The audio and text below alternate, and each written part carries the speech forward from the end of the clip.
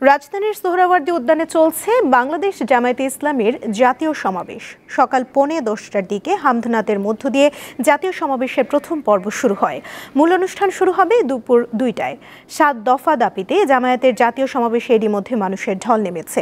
সমাবেশ শুরুর অনেক আগেই দলটির নেতাকর্মী ও সমর্থকদের উপস্থিতিতে প্রায় কানায় কানায় পরিপূর্ণ হয়ে যায় সোহরাওয়ার্দী উদ্যান। বাইরেও অবস্থান করছেন হাজার হাজার নেতাকর্মী।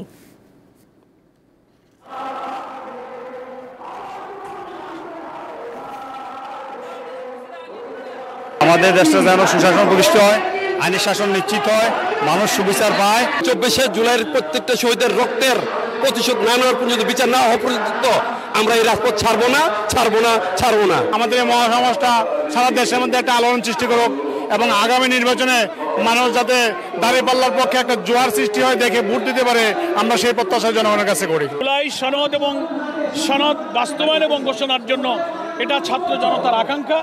আমরা এটা আমাদের এই 7 দফার অন্যতম একটা দাবি। আমরা বলেছি চলতি জুলাই মাসেই সরকারকে এই জুলাই ডিক্লারেশন বাস্তবায়ন করতে হবে এবং এটার একটা আইনি ভিত্তি দিতে হবে। এ বিষয়ে জানাতে যুক্ত আছেন আমাদের সহকর্মীরা। প্রথমেই যাব সোহরাওয়ার্দী উদ্যান সমাবেশ স্থলে। সেখানে আছেন সহকর্মী নূর আলম। নূর, সমাবেশে অন্যান্য রাজনৈতিক দলগুলোর মধ্যে কাদের আমন্ত্রণ জানানো হয়েছে, আমাদের বিস্তারিত জানাবেন। আপনি জানেন যে জামাতের যে রাজনৈতিক ইতিহাস, সেই রাজনৈতিক ইতিহাসে এবারই প্রথম যে ঐতিহাসিক সোহরাওয়ার্দী উদ্যানে তাদের যে 7 দফা দাবিতে যে জাতীয় সমাবেশ, সেই সমাবেশ কিন্তু সকাল 10টায় অনুষ্ঠিত হয়ে গেছে।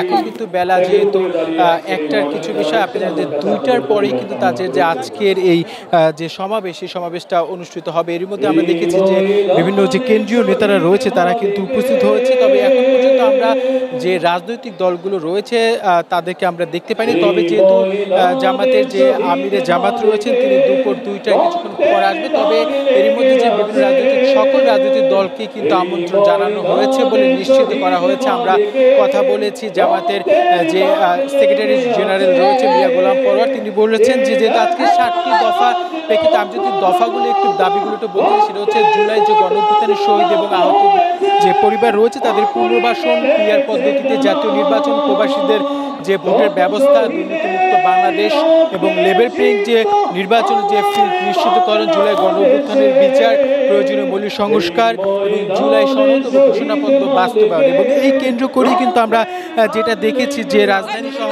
বিভিন্ন যে জামাতের যে কেন্দ্রীয় নেতারা রয়েছে এর মধ্যে মঞ্চে তারা কিন্তু উপস্থিত হয়েছেন এবং সকাল 10টার পর থেকে দেখছি বিভিন্ন যে সাংস্কৃতিক অনুষ্ঠান, তাদের যে সাংস্কৃতিক যে গোষ্ঠী রয়েছে তারা একের পর একটা সেই কার্যক্রম চালিয়ে যাচ্ছে। এবং এরই মধ্যে যদি বলতে পাই, পুরো সোহরাওয়ার্দী উদ্যানে কিন্তু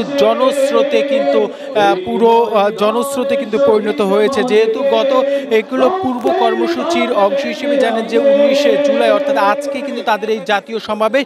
সেক্ষেত্রে আমরা দেখেছি গতকালকে থেকেই কিন্তু রাজধানী ছাড়াও কিন্তু বিভিন্ন যে এলাকার যারা নেতাকর্মীরা রয়েছে তারা কিন্তু এই সমাবেশের স্থলে আশেপাশে জড়ো হয়েছিলেন। এবং এখন যদি সোহরাওয়ার্দী উদ্যানের পুরো পরিস্থিতি বলতে চাই, সেটি হচ্ছে পুরো কানায় কানায় পরিপূর্ণ হয়েছে। তবে আমরা যেটা কথা বলে জানিয়েছি, এখানে ইসলামী আন্দোলন সহ যে ইসলামিক যেগুলো রয়েছে, নতুন কোনো এই আজকের এই তাদের যে সমাবেশ জাতীয়, এর মধ্য দিয়ে নতুন কোনো চমক আসতে পারে বলে অনেকে ধারণা করছে। আমরা এখানে কেন্দ্রীয় নেতাদের কথা বলছি, তারা হচ্ছে যে তারা যেহেতু জুলাই মাস চলছে এবং জুলাই গণ অভ্যুত্থানকে তারা প্রাধান্য দিচ্ছেন এবং তারা বলছে তাদের এই সমাবেশকে মধ্য দিয়ে কিন্তু রাজনীতির যে নতুন মেরুকরণ সেটা শুরু হবে। এবং তবে আমরা তাদেরকে বলেছিলাম আসলে কাদের তারা এখানে আমন্ত্রণ জানিয়েছে। আমরা বলেছেন যে তাদের ইসলামিক আন্দোলন, খেলাফত মজলিস, হেফাজতে ইসলাম সহ যে বিভিন্ন যে রাজনৈতিক দলগুলো রয়েছে, কেন্দ্রীয় নেতা হয়তো 2-1জনকে আমরা দেখতে পেয়েছি এখানে, তারা এটির মধ্যে সভাস্থলে এসেছেন। এবং যদি আরেকটা বিষয় জানিয়ে রাখতে চাই, আজকের এই পুরো জাতীয় যে সমাবেশ রয়েছে, সমাবেশকে কেন্দ্র করেই কিন্তু আমরা দেখেছি 6000 ভলেন্টিয়ার নিরাপত্তা ব্যবস্থার জামাতের যে তারা কাজ করছে। 26টি এলইডি লাইটের মাধ্যমে কিন্তু যে ব্যবস্থাপনা সরাসরি কিন্তু আসলে তাদের দেখানো হচ্ছে। এরই মধ্যে সোহরাওয়ার্দী উদ্যান পুরো কানায় কানায় পরিপূর্ণ হয়েছে। আমরা কিন্তু সকাল 10টা কিছুক্ষণ পরেই কিন্তু সমাবেশের স্থলে এসেছি, তখন কিন্তু আমাদের একবারে ঢুকতে খুবই বেগ পেতে হয়েছিল। এরই মধ্যেই কিন্তু যদি সেই বিষয়টা বলতে চাই যে এরই মধ্যে সমাবেশ যেহেতু দুপুর 2টায় এখানে পরে কিন্তু তাদের যে মূল আনুষ্ঠানিকতা সেই মূল আনুষ্ঠানিকতা শুরু হবে। এর মধ্য দিয়ে কিন্তু আসলে এখানে বক্তব্য রাখবেন আজকের যে জাতীয় সমাবেশ, সেই সমাবেশের সভাপতিত্ব করবেন বাংলাদেশ জামায়াতে ইসলামের যে আমির রয়েছেন ডক্টর শফিকুর রহমান, তিনি এখানে বক্তব্য রাখবেন।